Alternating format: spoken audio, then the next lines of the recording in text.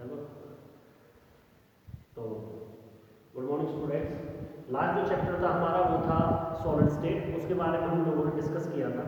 Next unit क्या है हमारी? सॉल्यूशन है। Chapter 2 solution, which is the most important unit. इस यूनिट के अंदर हम लोग डिस्कस करेंगे कि सॉल्यूशन क्या है। सॉल्यूशन क्या है? तो सबसे पहले हम लोगों को पता होना चाहिए सॉल्यूशन। अगर मैं सॉल्यूशन की बात करूं तो हमारी डेली जो रूटीन है उसमें सॉल्यूशन का एक अहम रोल है। आप लोग देखते भी होंगे बहुत सारे सॉल्यूशंस हमारी डेली लाइफ में यूज होते हैं। जैसे कि मैं कहूँ आपका स्कंजी हुई या फिर पेप्सी हुई, मतलब बहुत सारे इस तरह के एग्जाम्पल हैं जो आपके क्या हैं, सॉल्यूशंस हैं। अब बात आती है कि सॉल्यूशन क्या है। सॉल्यूशन बेटा क्या है? सॉल्यूशन आपका एक होमोजीनियस मिक्सचर है। क्या है? Solution is a homogeneous mixture. कौन सा मिक्सचर है? Homogeneous mixture of two or more substances whose compositions can be varied, अब सुनो ध्यान से, क्या है आपका होमोजीनियस मिक्सचर है। क्या सॉल्यूशन जो है क्या है? होमोजीनियस मिक्सचर है जो आपका दो या दो से ज्यादा सब्सटेंस और पदार्थों का बना होता है जिनकी properties can be varied with in a certain limit, with in certain limit. अब समझो इसमें कि होमोजीनियस मिक्सचर क्या है। मैं आप लोगों को बता दूं, मिक्सचर जब आपने 11 चैप्टर में जो 11th क्लास में उसमें पढ़ा था होमोजीनियस और हेटेरोजीनियस। होमोजीनियस कौन से थे? जो यूनिफॉर्मली थ्रू आउट हो जाए, किसमें से? मिक्सचर में से। और जो आपके हेटेरोजीनियस थे वो क्या थे? अनयूनिफॉर्म थे। ठीक है। अब होमोजीनियस जो मिक्सचर है, यूनिफॉर्म का मतलब क्या हो जाएगा कि किसी भी सब्सटेंस के अंदर जाकर के वो डीपली क्या हो जाए? डिसॉल्व हो जाए। क्लियर? वो क्या रहेगी? आपका होमोजीनियस मिक्सचर होगी। अब इसमें क्या बात आ रही है कि ये दो या दो से ज्यादा सब्सटेंसों का कंपोजिशन है जो कि एक सर्टेन लिमिट में होते हैं। अब मैं आप लोगों को बता दूं कि जो सॉल्यूशन होगा, सॉल्यूशन को बनाने के लिए दो कंपोनेंट्स का होना जरूरी है। किसका?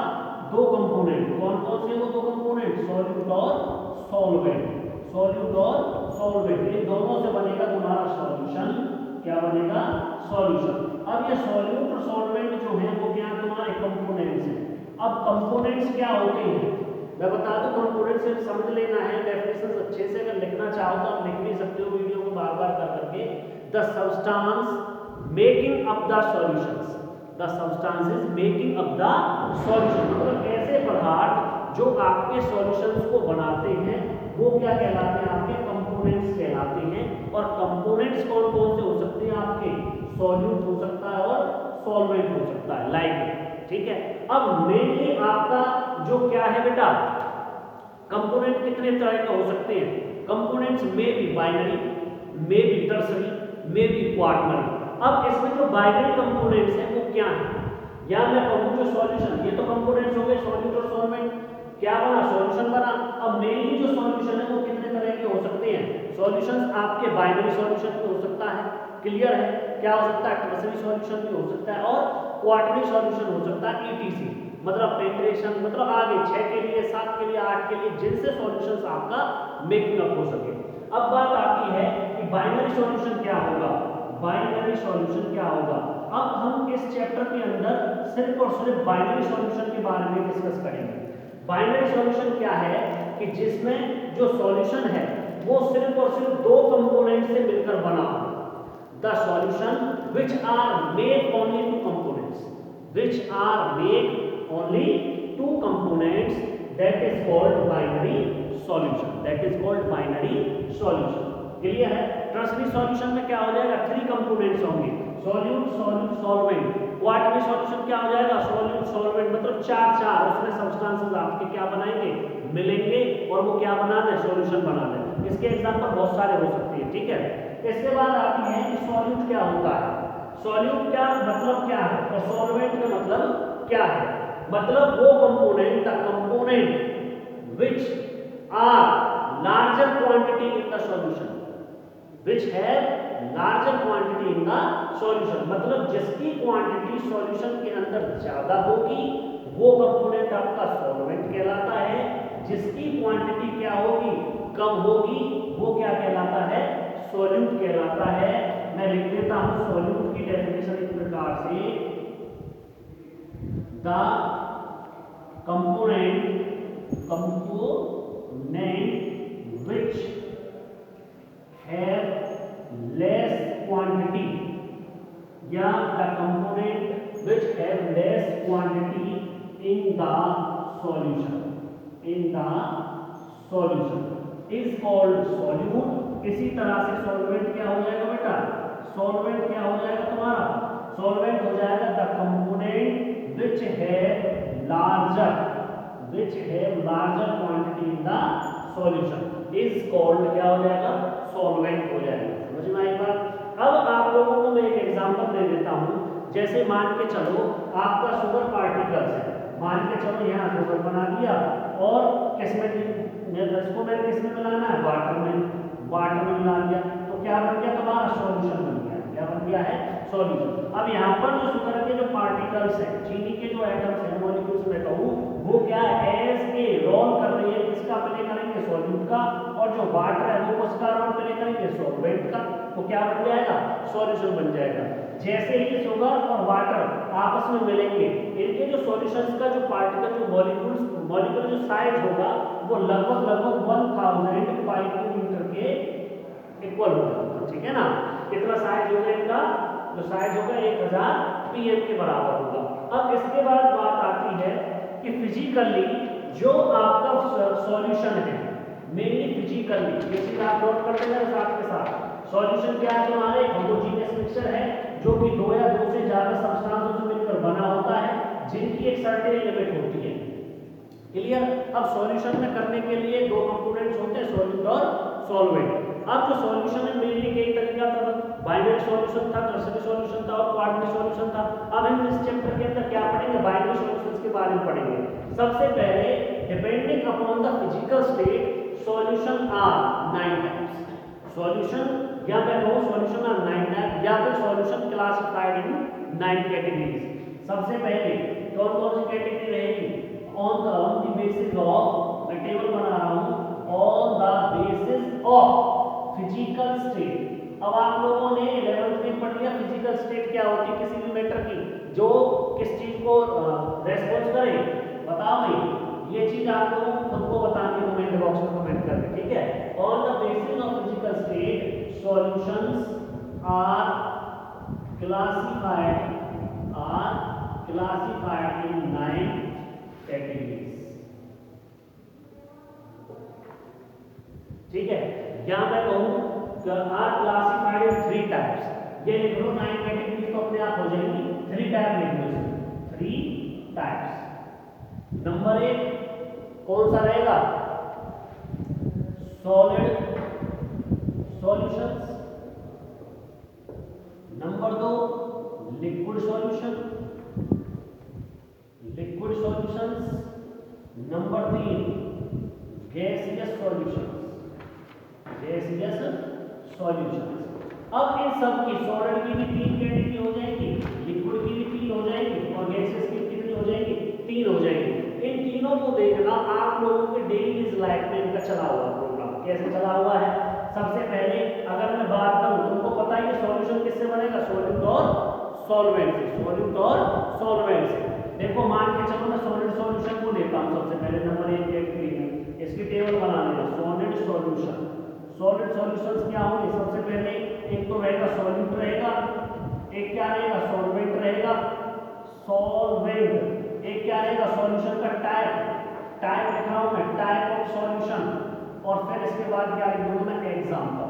सॉलिड सॉल्यूशन की बात चल रही है, अगर सपोज आपका क्या हो सॉलिड जो है वो सॉलिड क्या हो सॉल्यूट, और सॉल्वेंट भी क्या हो आपका सॉलिड हो, तो टाइप ऑफ सॉल्यूशन क्या बन जाएगा, सॉलिड इन सॉलिड। मैं इसको शॉर्ट में लिख रहा हूं सॉलिड इन सॉलिड, आप लोगों को नोटबुक में पूरा लिखना सॉलिड इन सॉलिड।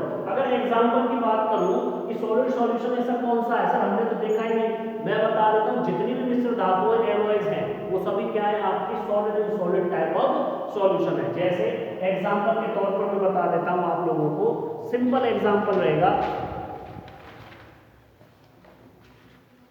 उसका एग्जांपल हम लोग ले सकते हैं कॉपर डिसॉल्व इन गोल्ड। क्या कह सकते हैं, कॉपर या फिर डार्क एलॉय लिख लो, एलॉय कोई भी हो सकती है, एलॉय कोई भी हो सकती है भाई, कॉपर डिसॉल्व इन गोल्ड, या फिर मैं कहूं आयरन, या फिर मान के चलो स्टील है dissolve in sorry carbon dissolve in iron, ठीक है, तो स्टील का फॉर्मेशन बन जाता है, तो एलॉयज का एग्जांपल हो गया।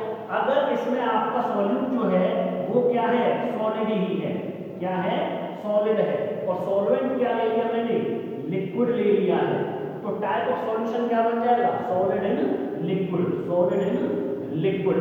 अब एग्जांपल के तौर पर क्या लोगे आप लोग, मैंने आपको बताया सबसे ज्यादा यूज होने वाला, मान के चलो salt in water, sugar in water, ठीक है ना, सॉल्यूट का काम मतलब जिसकी क्वांटिटी कम है, चीनी हमने थोड़ी तो ली, उसमें मिलाएंगे पानी में, तो इसका एग्जांपल क्या हो जाएगा, सॉल्ट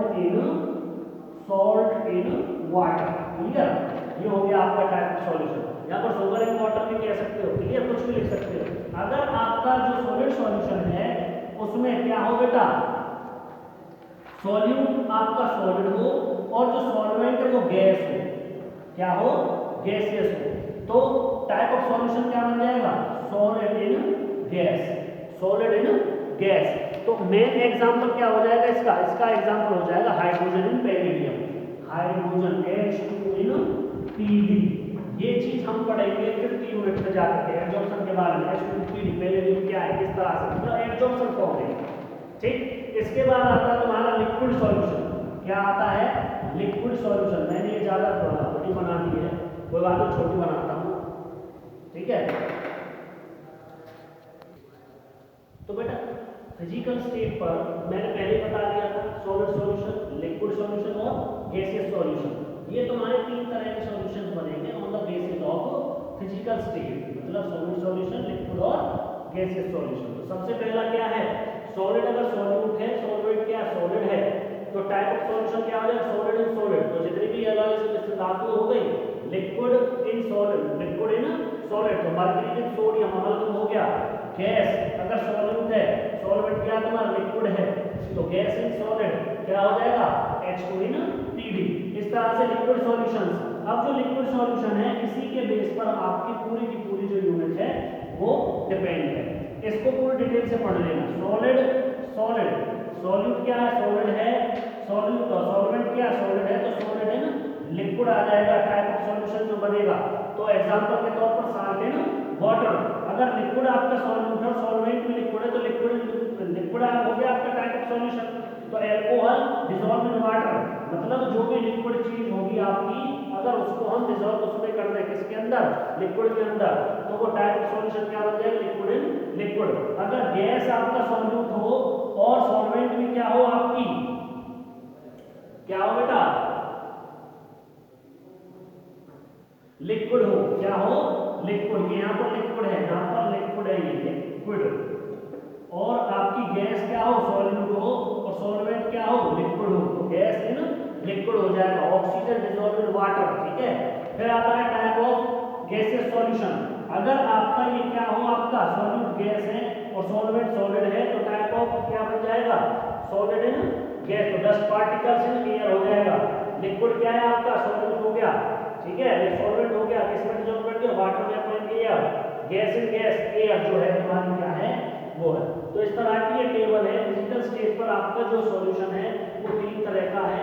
इस टेबल से रिलेटेड क्वेश्चन पूछते हैं, मेनली लिक्विड सॉल्यूशन के बेस पर हम आपको नेक्स्ट टॉपिक कराएंगे, ठीक है, नोट कर लो इसको।